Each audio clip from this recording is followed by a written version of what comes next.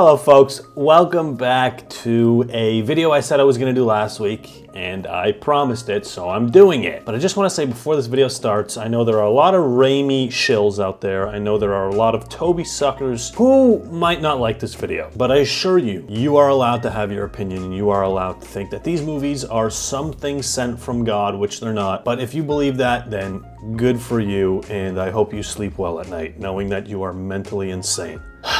With that being said, I do love these movies myself. I grew up with these movies, so before you tell me that I don't know what I'm talking about because I grew up with fucking Amazing Spider-Man, fuck yourself, okay? These movies I watch more times than there are days in the year. So I'm pretty educated on this topic, and I have a lot to say. So without further ado, let's just get into the first movie, the origin story, Spider-Man 1. Hey everyone. Oh, Peter. Parker. Sorry I'm late. It's a jungle out there. I had to beat an old lady with a stick to get these cranberries. It is a good movie, and it is a good origin story for the time that it was made. All right, all of these movies are ahead of their time in some way, but also don't hold up to today's standards in almost every way, besides the CGI in Spider-Man 3, which is pretty damn good. Listen, like I said, I've seen this movie more times than there are days in the year, so I have my fair share of things to say about it, and I have some pretty concrete opinions that I will die for, okay? Like this one, which some of you might like, might not. I would rather watch Spider-Man 2 or Spider-Man 3 any day of the week over this movie. They are by far more entertaining, and I'll get into what I think about them when I talk about them. But this movie to me is good for the first and the second act, and then after that, I usually end up turning it off. Look, this movie's CGI is something I'm not going to talk about because it's 2002. That's like talking about The Matrix CGI in 1999. Wait, when did The Matrix come out?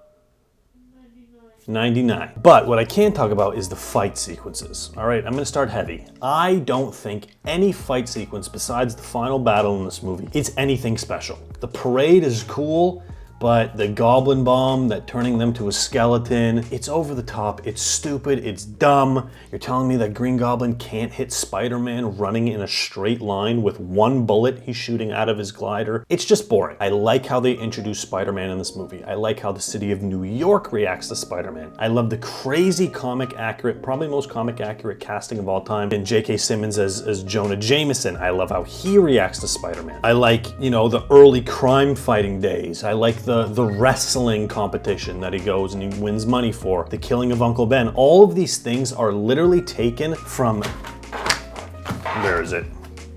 This comic, Amazing Fantasy comic, and they're put on screen. I love the way that they have introduced this classic character. The first Spider-Man version ever made is Tobey Maguire's version, and they've done it perfectly in this movie. And although the Green Goblin is a very corny character, and I don't really like him as much as Doc Ock, he's what brings life to this movie and what makes it entertaining and what would make me watch it. So anytime he's not really on the screen, I'm on my phone, because I don't really care. One thing I really do like about this movie and this trilogy in general is Harry and Peter's relationship. As friends, they have some of the best scenes, some really good dialogue between them. You can tell they're really good friends and they've been friends for a while. You can tell that.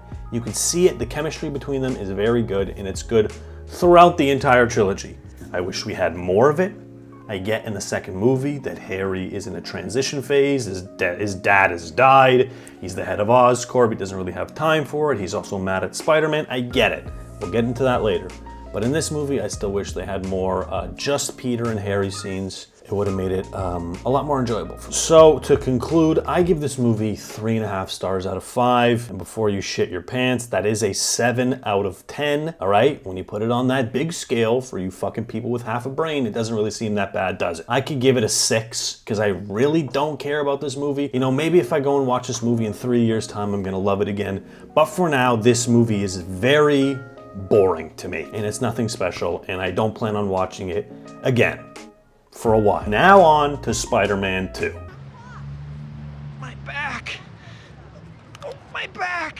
The greatest comic book movie ever made. Yes, it's better than The Dark Knight. I don't fucking care what you say. And I mean, I say it's the best comic book movie because I'm super biased, and yes, there is Logan. Yes, there is the Dark Knight trilogy, whatever you want to say, Endgame, Infinity War. Okay, those are all valid options, but since I'm biased, it's the best. But it is far from perfect. In fact, Sam Raimi's fatal flaw was, doing the same thing over and over again, but also making this movie more corny than Spider-Man 1. With that being said, it is infinitely more enjoyable than Spider-Man 1, in my opinion. The stakes are higher. Finally, at the end of this movie, he's saving New York, not just saving his bitch girlfriend, Mary Jane. Is she kidnapped in this final battle? Yes, but there's also higher stakes, which there aren't in the first and the third one. Doc Ock is my favorite villain ever because his presence is just so fucking large.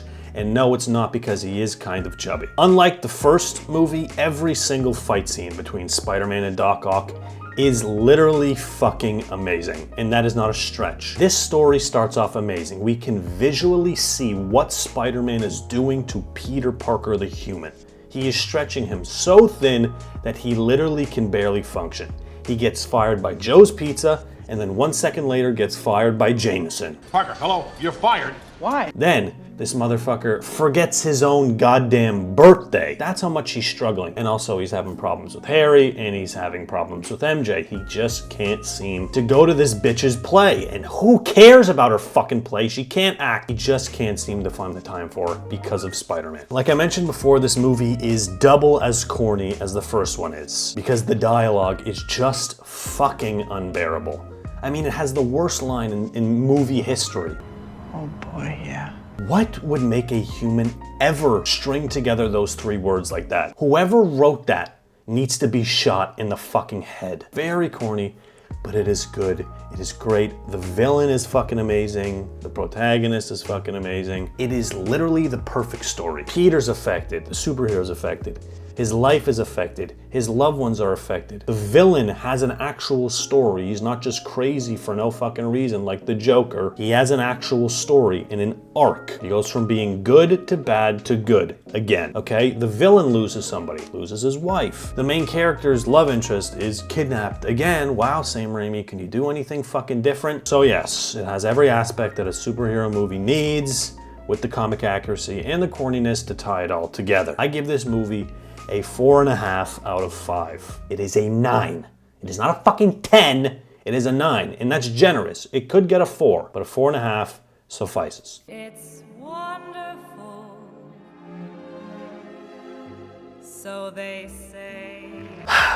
Moving on to Spider-Man 3, which is easily the most rewatchable movie out of this trilogy. Now, is it film-wise, story-wise, the worst? Absolutely. It is fucking not good, but it makes up for it in almost all the right areas to where it is still so fucking entertaining. This movie is surprisingly less corny than the other two. Now, don't get me wrong, Venom is, stretching it, but the dialogue and the drama in this movie actually does something for me. It's sad at moments, it really is. The dialogue is smoother, it's not as comic booky. So I do like the dialogue in this movie a lot better than the first two, but it is a lot of the same. Visually, this movie just looks a lot better, like it is a crazy step up from the first one, and even the second one, you could tell. I mean, the CGI even holds up to like today's standards, except for a few of the Sandman sequences where, he's melting. Those are a little bit shit, but Mary Jane is just as insufferable. Now, this might sound misogynistic, but it's not. I just don't like her at all. And I don't think I'm alone on that. In every movie, she's cheating on somebody, or at least being scummy. In Spider-Man 1, she's cheating on Harry with Peter. In Spider-Man 2, she cheats on her fiance with Peter. And in Spider-Man 3, she cheats on Peter with Harry. So, yeah, I don't like her at all. But let's stay on topic. Speaking of Harry, the new Goblin is underrated in my opinion. I know a lot of people didn't really care for him, but I really do think he's the second best Goblin. I really do think the best part about this movie is Harry and Peter's beef. Better than Sandman, better than Venom, better than Peter's beef with Eddie Brock. Peter's beef with Harry and Peter's friendship with Harry is the best part about this movie. And look, besides the final TASM 2 fight in the Far From Home bridge scene, the scene of Peter and Harry fighting at the beginning of this movie is seriously in my top 3 Spider-Man movie fights ever. Now look, I want to talk about the plot and the things I hate about it. I am not a fan of Sandman. He's probably my least favorite Sinister Six member, Spider-Man villain, however you want to coin him. He's boring, all right? His motivations are always suspect. In this movie, they suck even more. I don't like him in the comics, I don't like him in animated shows, and I didn't like him in this movie. He is not a villain. And throwing Venom in this movie forces him to have this villainous arc and it just doesn't work. Like the fact that Spider-Man won't let you help your poor daughter? It's just, it doesn't seem right to me. Look, I want to kill the spider. You want to kill the spider. Together, he doesn't stand a chance. Interested? Not really. You look like a fucking dinosaur. What even are you? Get the fuck away from me. But he's literally just trying to get money for his daughter's surgery, his daughter's medical bills. That is a very noble thing to do. And yeah, sure, he'll use his superpowers to rob some banks, to rob some trucks, to get some money. Who cares? He's desperate. He's trying to do whatever he can for the people he loves. He is not a villain in my eyes. And he also doesn't give a fuck about Spider-Man. Even after Spider-Man stops him robbing that truck, he couldn't give a fuck about Spider-Man. Even after Sandman is killed by Spider-Man in that subway scene and comes back, he is forced to be a villain again because this piece of shit Venom, that's 5'10" with a small dick, convinces him to hate Spider-Man. So now he's gonna hold the city hostage and do all this bullshit when in reality, all this motherfucker wants to do is get money so his daughter won't die. It sucks. It sucks. And his arc is overrated and it's stupid. And I hate it. Now, let's move on to the black suit. Obviously, the suit is nice. It is fucking clean. And the first shot of him flexing his muscles and his tight little ass is amazing. The score of this movie, fan-fucking-tastic. But I have my problems with this suit. I think it is lazy. And not because, oh, it's just a black suit. Because it's not even a symbiote suit. It's a gray-scaled Spider-Man suit. It's black with the silver webbing. They changed the spider up a bit. That's it. The symbiote suit is literally supposed to be shiny black with the big white spider. The things on his hands, that's the symbiote suit. I mean, why couldn't they have just changed the spider emblem to white? They kept it silver, for fuck's sakes. Why? I don't know. But remove that aside, I still think it's nice. I still do. Like I said at the beginning of this video, people brush past the Bully Maguire thing. They actually really like it. They see it as this fucking amazing meme. And yes, the memes are funny, but if we really boil it down to it, and I could see why people hated this movie when it came out, like true comic book fans, because now that we watch it, we can appreciate it for what it is and how shit it is. But when this movie came out, people were mad, and for a valid reason. All right, this Bully Maguire shit, the way to show that he has the symbiote and he's turning into a more angry bad guy is to dye his hair fucking black, put it in his face like a school shooter, and make him wear black and say, find us some shade and dig on this? Like, what the fuck is this? What the fuck is this writing and directing? It is character assassination. The Bully Maguire shit will never be forgiven in my eyes. Fuck Venom. I'm not talking about Venom. His stupid little teeth. He's 5'10". Topher Grace can go suck it. I don't care, right? This movie should have been Sandman and Harry with the black suit.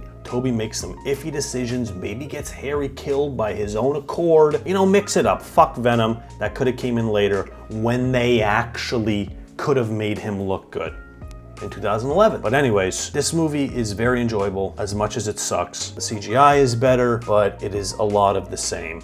And I will conclude this video with my final thoughts on the Sam Raimi Tobey Maguire Spider-Man Trilogy. You just get contacts? I don't know what I'm going to title this video, but if I'm thinking what I'm thinking now, it's too much of a great thing. That is how I describe this trilogy. The first movie was the blueprint, but what they did was they took that and they doubled down on it when they should have backpedaled and made it a little less corny. And in my opinion, Sam Raimi and the whole writing team got lazy. From the screaming women every fucking movie, to MJ falling off a building or some high structure every movie, Aunt May falling off a building, Gwen falling off a building. I mean, the list goes on and on. It is the same shit every movie. MJ getting kidnapped at the end of every movie. It is the same shit over and over and over again. It worked once, change it the fuck up. But they didn't. And that's one of my biggest gripes with this trilogy. You know, people hate on the TASM series, they hate on the MCU Spider-Man series, but what they can't hate on is the fact that at the final battle of every scene, there is always something bigger than just Spider-Man's personal life that he is fighting for. In TASM 1, he's fighting the lizard from turning all of New York into a fucking lizard species. Okay, shitty plot, whatever. At least he's saving someone bigger than himself. And in the process, people that he cares about or that are close to him die. Gwen's dad, for example. TASM 2, Electro. I don't even remember what the fuck it is, but I know he's saving the city from something. Electro's a crazy motherfucker, and in the process, Gwen dies. Homecoming. It's a little Disney Channel. It's a little like Boy Scouty, but at least he's stopping the Vulture from getting these weapons and maybe doing something catastrophic to the city of New York. Far From Home, he's saving London, right, from this quacked out, Mysterio, smelly, musty Jake Gyllenhaal motherfucker. There is just something in the rest of those movies that these movies don't have, right? Higher stakes. Now I know this video was mostly negative, but trust me, I just get a little rock hard and horny getting angry at these movies. I love these movies. There is a charm to these movies that you literally just can't find in any trilogy ever made, besides these. They make you feel good, they're funny, they're easy as fuck to watch if you don't watch them every fucking month like I do, because I'm an idiot. But no matter how many times you watch them, there is still something to take from them, and there's still something that makes you feel good and is enjoyable. And you can't say that about a lot of movies. Final thoughts, Tobey Maguire, Spider-Man, 10 out of 10. Peter Parker, 6 out of 10. That's my ranking. Sam Raimi, I'm assuming that you are a very nice man and you will forgive me for the things I said about you and in the things I said about your movies. And Spider-Man 3 wasn't your fault. Let's get that out of the way. I just want to say thank you guys for watching. I hope you enjoyed it. Leave me your comments down below, although I know they're going to be full of man-children, but I know there are a lot of people who do agree with my takes and my opinions, so if you agreed with something or you liked something, comment down below, leave a like, share the video. And I will try to get to TASM by the weekend. If I can't, it's because I fell asleep watching those things, because they fucking suck.